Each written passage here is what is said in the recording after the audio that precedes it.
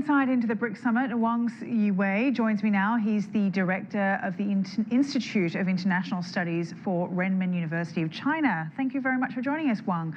What do you think were the highlights for the first day at BRICS?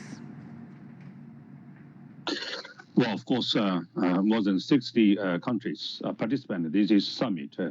Talk about expansion of the BRICS. 10 years ago, actually, South Africa joined the BRICS. Now it's a second wave, but more than dozens of the countries show the interest to join. So how to make the standard for accept a new membership?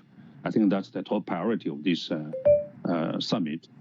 And they show they are angry or disappointed with the current, the U.S.-led Western order, particularly the U.S. dollar system.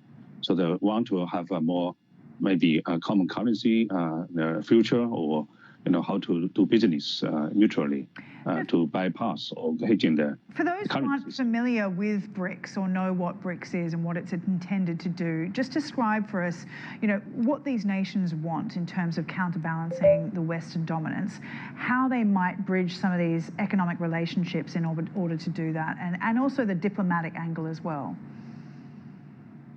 Well, I don't think this is against the West.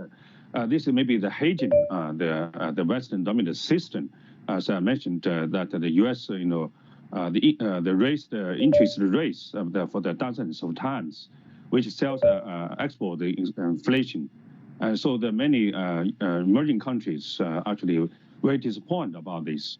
And the polarization domestically of the U.S. politics is also where in the long term they need to the build of the system to balance or hedging, but not just replace, actually, because the BRICS emphasize that consensus and also inclusive and openness of the multilateralism.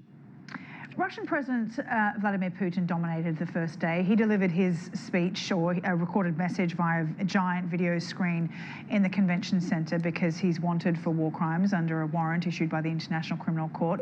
Putin spent some time rallying members for support in the conflict with Ukraine.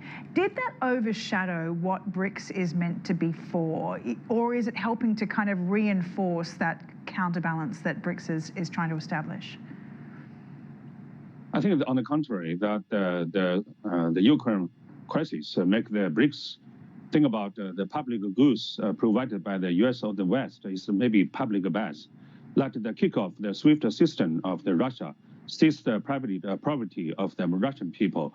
As this make the other countries very afraid of that, like Saudi Arabia. So they're eager to join the BRICS for that kind of reason. So the Ukraine crisis make the global South actually more influenced.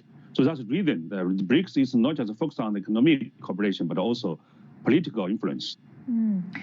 Talk to us a little bit more about the expansion of BRICS. We know that dozens of countries want to join, some of which are Saudi Arabia, Indonesia, Egypt, Argentina. They're among the top that are being considered at the moment. What is the criteria to join BRICS, and how far is it willing to expand?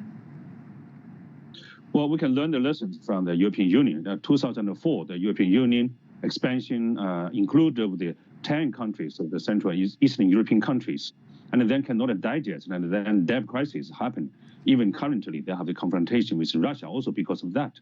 So now we need to have, firstly, have the BRICS plus, the partners first, observer or then candidates to join. So this time, I think they talk about the standard to accept of the new membership. Right, Wang Yiwei, thank you very much for your time. Director of the Institute of International Studies for Renmin University of China.